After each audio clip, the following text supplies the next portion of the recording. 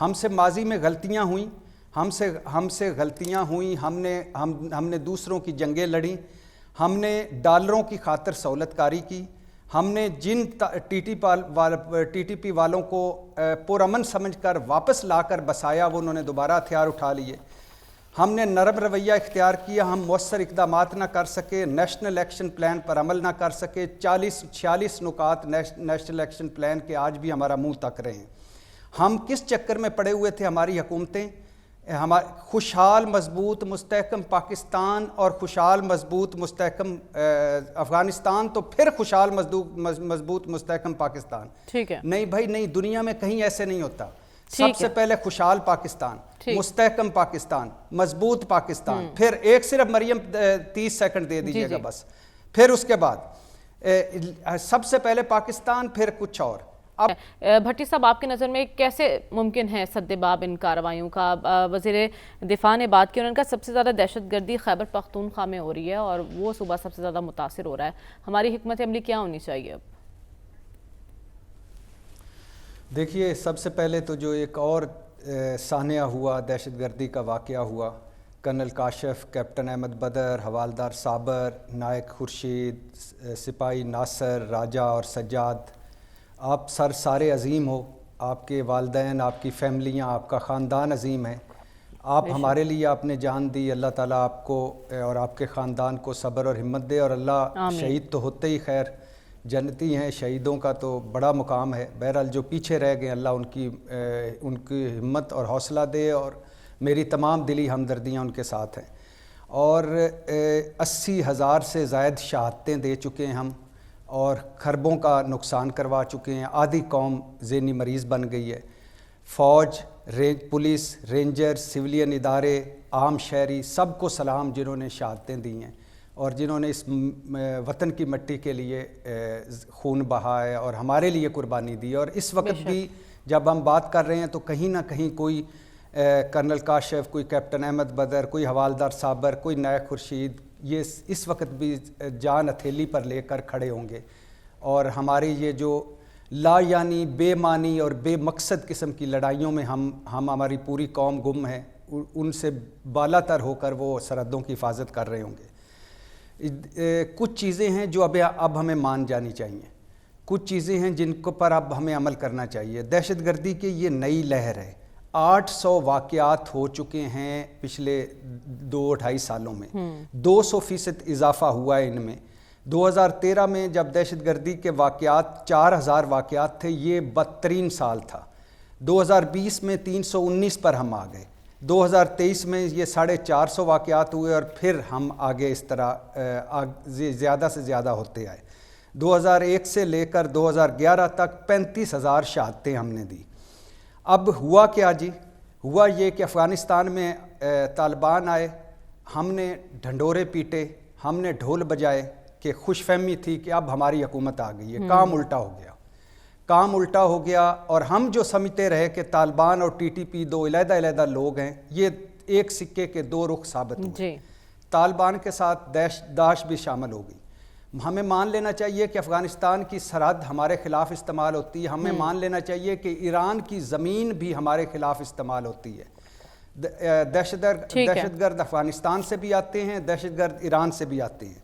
ہم سے ماضی میں غلطیاں ہوئیں، ہم سے غلطیاں ہوئیں، ہم نے دوسروں کی جنگیں لڑیں، ہم نے ڈالروں کی خاطر سہولت کاری کی، ہم نے جن ٹی ٹی پی والوں کو پرامن سمجھ کر واپس لا کر بسایا وہ انہوں نے دوبارہ ہتھیار اٹھا لیے، ہم نے نرم رویہ اختیار کیا، ہم مؤثر اقدامات نہ کر سکے، نیشنل ایکشن پلان پر عمل نہ کر سکے، 46 نکات نیشنل ایکشن پلان کے آج بھی ہمارا منہ تک رہے ہیں۔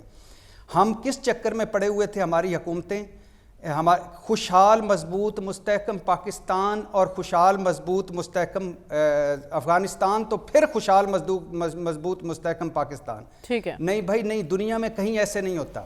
سب سے پہلے خوشحال پاکستان، مستحکم پاکستان، مضبوط پاکستان، پھر ایک صرف مریم 30 سیکنڈ دے دیجئے گا بس، پھر اس کے بعد سب سے پہلے پاکستان پھر کچھ اور۔ اب کرنا کیا چاہیے؟ مختصر کر رہا ہوں، لمبا سفر ہے، صبر آزما سفر ہے، جو فوج نے شروع کیا ہے، غیر ملکی غیر قانونی تارکین وطن ان کو نکالیں، सरहदों पर सख्ती करें, सरहदों पर ज़ीरो टॉलरेंस और सख्त इक़दामात करें, क्रैक डाउन करें। और आखिरी बात, पाकिस्तान का दुश्मन इस वक्त अंदर से और बाहर से पाकिस्तान पर हमला आवर है। ठीक है। और ये सबको पता है कि हम दुश्मनों को मालूम है कि मुआशी तौर पर हम भिखारी हो चुके हैं, सियासी तौर पर हम दुश्मन हो गए एक दूसरे के, नफरत और तकसीम हो गई। अब रह क्या गया है? फौज रह गई है, एक आखिरी रुकावट दुश्मनों की नज़र में। और इस फौज पर अंदर और बाहर से हमले हो रहे हैं। एग्जैक्टली मुझे यही बात करनी है, मुझे इसी बात की जानिब बढ़ना। आपने कहा सबसे पहले पाकिस्तान, और जब हम अंदरूनी तौर पर इतना खल्फिशार का शिकार हैं और आपने कहा बस एक फौज रह गई, अब उस पर भी अटैक करने की कोशिश की जा रही है, लफ्जी गोलाबारी की जा रही है। एक तो अफसोसनाक वाक़या हुआ दहशतगर्दी का, लेकिन उससे भी ज़्यादा अफसोसनाक अमर ये था कि शहदा के खिलाफ तज़हीक आमेज़ और हद तक आमेज़ एक मुहिम चलाई गई सोशल मीडिया पर। इस बारे में वफाकी वज़ीर इत्तलात ने तो सीधा इल्ज़ाम आयद किया है पाकिस्तान तहरीक इंसाफ के सोशल मीडिया ग्रुप पर। उनका कहना है कि इससे पहले जब लसबेला वाक़या हुआ हेलीकॉप्टर का, तब भी पीटीआई का सोशल मीडिया विंग था जिन्होंने एक मुहिम चलाई थी। और इससे बढ़कर वज़ीर दिफा ख्वाजा आसिफ कह रहे हैं कि एक सियासी जमात ने शहादतों का मजाक उड़ाया है, ये खुली मुल्क दुश्मनी है। लेकिन भट्टी साहब, आपकी नज़र में आपने सुनी होगी प्रेस कॉन्फ्रेंस अता तारड़ साहब की, उन्होंने लसबेला वाक़या का भी हवाला दिया है कि तब इन्होंने ऐसा किया और अब भी इन्होंने ऐसा ही किया है, इल्ज़ाम आयद किया है। तो हुकूमत जिस तरह से इस मामले को डील कर रही है, आपकी नज़र में वो दुरुस्त है? देखिए, वहीं से शुरू करता हूं जहां से बात कट गई थी कि दुश्मन पाकिस्तान पर हमला आवर है, अंदर से भी और बाहर से भी। सब कुछ तहस नहस हो चुका है हमारा। खुदा न खास्ता, अल्लाह करे हम फिर से कदमों पे खड़े हों। मईशत बर्बादी फिर गई है, सियासत बर्बादी फिर गई है, नफ़रत और तकसीम हद से ज़्यादा हो गई है। अब रह क्या गया है? एक फ़ौज रह गई है। फ़ौज पर अंदर से और बाहर से हमलावर हैं, और सबको पता है कि जहाँ जहाँ फ़ौज नहीं होती, वहाँ लीबिया हो, इराक़ हो, शाम हो, वहाँ फिर पराई फ़ौजें होती हैं और मुल्क तबाह हो जाते हैं। फ़ौज सब की है, फ़ौज हमारी है। और शुहदा पर या फ़ौज पर सियासत शर्मनाक है और अफसोसनाक है। लेकिन मुझे समझ नहीं आती कि ख्वाजा आसिफ साहब क्या निकालना आप क्या चाहते हैं। हुकूमत क्यों सियासत करना चाहती है? हुकूमत क्यों अपनी गवर्नेंस परफॉर्मेंस से हटकर इन छोटी चीज़ों में घुसना चाहती है? क्या करना चाहती? जब भी इनसे बात करो, तीसरी बात 9 मई पे आकर रुक जाती है। ओ भाई, 9 मई के मुलज़म कटहरे में और रियासत में इतनी ताकत है कि वो 9 मई के मुलज़मों को सज़ा दे सके। आप मामे चाचे मत बनो। ख्वाजा आसिफ साहब के मेरी तकरीरें याद हैं। ख्वाजा आसिफ ही नहीं थे जो कौमी असम्बली में कह रहे थे कि फ़ौज ने कौन सी जंग जीती है। ख्वाजा आसिफ ही नहीं थे जो कल तक कह रहे थे कि फ़ौज ने हमारी हड्डियों से गोदा निकाल लिया है।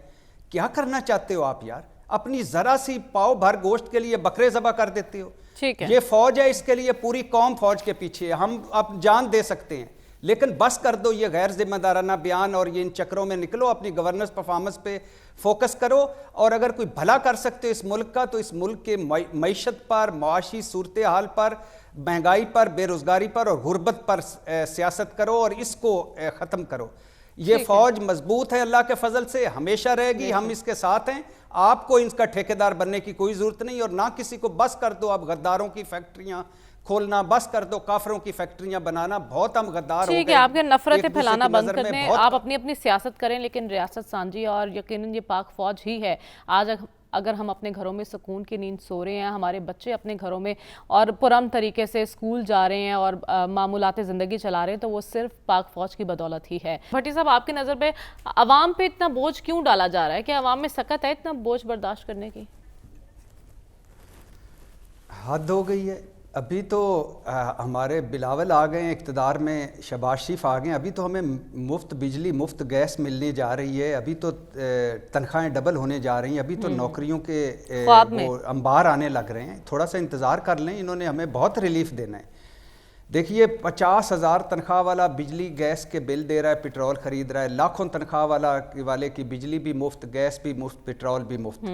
दो बातें हैं, इनको सजाएं दें आज जिन्होंने शर्मनाक महंगे निजी घर बिजली घरों से मुआहदे किए, और उनको सज़ा ज़रूर दें जिसने CNG गैस के CNG स्टेशनों की भरमार कर दी और घरों में गैस दी। ये वो कौमी मुजरम हैं जिन्होंने बुनियाद गलत रखी, और अब मज़ीद महंगाई, मज़ीद बेरोज़गारी और मज़ीद गुर्बत के लिए कौम तैयार हो जाए। IMF کی سخت شرائط ہیں اور یہ شرائط ہمیں ماننا پڑیں گی۔ ٹھیک ہے، IMF کی سخت شرائط ہیں اور یہ ہمیں ماننا ہی پڑیں گے۔ آپ کہہ رہی ہیں قوم تیار ہو جائے، لیکن قوم کیسے تیار ہوگی یہ ایک بڑا سوال ہے۔